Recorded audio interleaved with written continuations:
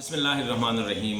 नाजरीन अस्सलाम वालेकुम। नाजरीन द अफगानिस्तान په حواله او بیا د پاکستان د کردار په حواله داسې رپورټس راځي چې زما په خیال باندې ما ته امید افزا نه ښکاري. یو خبره خو بالکل کلیر ده چې امریکا د افغانستان نه وځي، خو افغانستان هم دغه شانتي پرېږدي. د امریکا چې کومه ذمهواري وه په افغانستان کې د امن راوستو، په هغې کې ښکاري داسې چې امریکا ناکامه ده. د افغانستان د بیا ودانولو په پروجیکټ کې امریکا بالکل ناکامه ښکاري. اوس په دې صورتحال کې چې امریکا خپل فوجونه ویستل شروع کړل، امریکا ګوري چې طالب په خپل ضد باندې کلک ولاړ دی، ډاکټر اشرف غني د هغه ملګري په خپل ضد باندې کلک ولاړ دي، حالات مخکې نه ځي. یو کال لا 2 میاشتو نه خبرې اترې روانې دي، خو څه پروګرس پکې نه کېږي.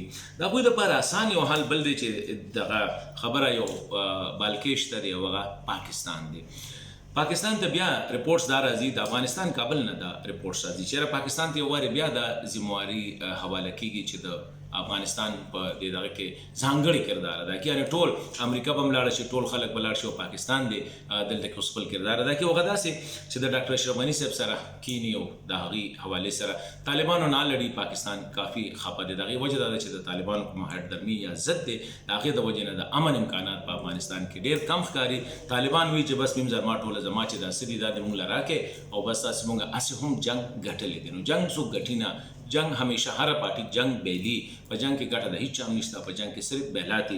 اوس په دې حالاتو کې امریکا پاکستان نه دا توقع ساتي او موږ ولیدل چې ریسنټلی د جنرال باجوا او د برټش آرمي چیف د هغوی وزټ هم شوی، د ډاکټر اشرف غني صاحب سره ملاو شوي دي. د هغې نه پس داسې خبر راغلی چې پاکستان په کنډیشن باندې د افغانستان په دې دغه کې ځانګړی کردار ایکسکلوسیو رول ادا کولو ته چې کوم دی تیار شوي دي. خو زه به دا ووایم چې پاکستان له احتیاط پکار دی، ځکه چې دا افغانستان دی. که چېرې ټوله نړۍ فیل شوله، امریکا ناکامه، ناټو ناکامه، یورپ ناکام، یونایټډ نیشن ناکام، OIC ناکام، نو پاکستان پکې له موږ خبره د کم باغ داسې مولی ده چېرې دا راغلې ده او دی به چې کوم دی اوس د افغانستان حالات ټیکي. د افغانستان حالات په هله ټیک کېږي چې کله افغانان پخپله وغواړي. تر اوسه پورې طالب نه غواړي چې افغانستان یو افغاني دی.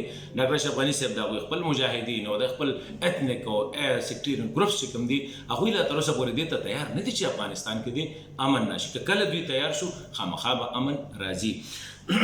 بخښنه غواړم. نو دې حالاتو کې پاکستان له څه کردار ادا کول پکار دی؟ پاکستان له د ماضي نه سبق زده کول پکار دی.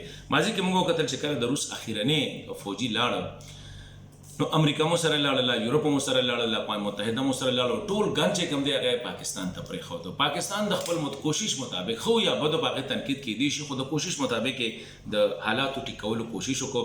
او دغه افغانانو چې د اسلام جګړه کوله، د جهاد خبرې به یې کولې، دوی لاړله دغه ته مکې ته بوتل، مکه کې ورته قرآن شریف کېښودو، د هغې د پاسه لاس کېښودو، اګریمنټ وشو. خو چې واپس کابل ته راغلل، موږ وکتل لکه د دغه په شانتې په خپلو افغانانو باندې لګیا شو، د هغوی په قتل عام باندې، د هغوی په قتل و غارت باندې، د افغانستان په تباهۍ باندې، د کابل په تحت و تاراج کولو باندې. دا هغه خلک، د هغې نه پس بیا طالبان نالل. بیا انټرسټینګ خبره دا ده چې دغه کوم فیلیر و د مجاهدینو یا په افغانستان کې د امن، کله چې طالب راغی نو هغه ټوله نزلې بیا په پاکستان، چېرې پاکستان د دې ذمهوار دی، د دې هر څه ذمهوار دی. 9/11 نه پس چې څه واقعات وشو، بیا پاکستان کردار حوالې سره او د پاکستان باندې الزامونه. څه خبره پښتو کې وایي چې وږه نه خوري نو بوی ته نه ځي، وږه مو خوړله نو څه نه څه بوی به رانه ته، هغه صحیح خبره ده.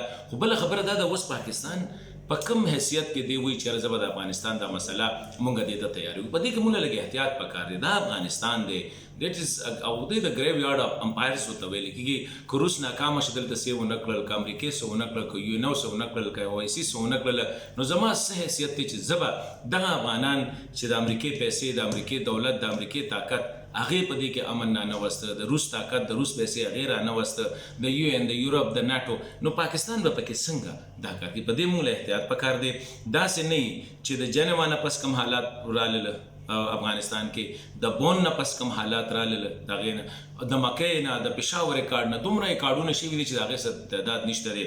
اوس که چېرې پاکستان دې ته تیارېږي، په هر څه شرایطو چې تیارېږي، خو پاکستان له دا قتل پکار دی چې د فیلیر کاسټ چې کوم دی د ناکامۍ کومه کاسټ دی د هغې چې کومه خرچه به راځي په پاکستان هغه به ډېره زیات وي هغه به انپرسیډنټډ وي او دې ځل زما نه دی خیال چې هغې نه هغه به پاکستان برداشت کړي نو ښه خبره به دی چې پاکستان که د افغانستان په میدان باندې خپل کردار ادا کولو ته ځانګړې تیاریږي یوازې نو دا ډېره ګرانه فیصله ده او ماته دا فیصله ټیک هم نه ښکاري که هر څوک دله برطانیې ورته وایي چې ته وکړو امریکا ورته وایي چې ته وکړه امریکا راغلې وه خانې جنګ له راغلې وې جنګ دې وکړو د افغانستان د جوړولو وعده دې کړې وه افغانستان جوړ کړه بیا دې الله مل شه چې چېرته ځې نو ځه خو اوس د روان افغانستان ته ماته په 80s کې هم پرېښودو چې بیا زه لګیا وم جوړولو کوشش مې کوه دغه افغانان چې هغه په خوران نه رايوځای کېږي هغه په مکان نه رايوځای کېږي ته څنګه به دا رايوځای کړې بل دلته کې د انټلیجنس ایجنسو یو غویمنډ روان دی آیا پاکستان هندوستان به پرېږدي چې د راشي ولته کې اوپن پلی دی وکړي ایران به پرېږدي د هغوی ټولو خلکو پکې مفادات دي